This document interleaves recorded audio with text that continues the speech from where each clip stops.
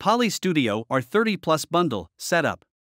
The Poly Studio R30 Plus Bundle comes with a Poly Studio R30 and an HPG5 dock. Start by plugging the HPG5 dock into a power outlet.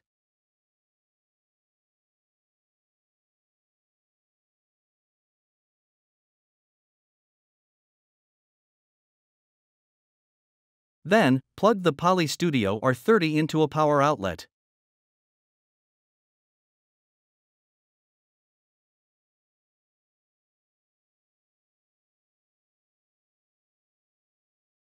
Take the USB-A to USB-C cable. Plug the USB-C end into the Poly Studio R30 and the USB-A end into the HPG5. Plug the USB-C end of the HPG5 dock into your HP notebook. The Poly Studio R30 light begins to pulse orange. This means that the device is updating.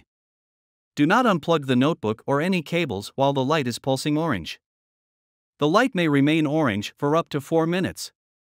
When the Poly Studio R30 is done updating, it will reboot and the light will turn solid white. Now your device is ready to use. Find more helpful videos on our HP Support YouTube channel.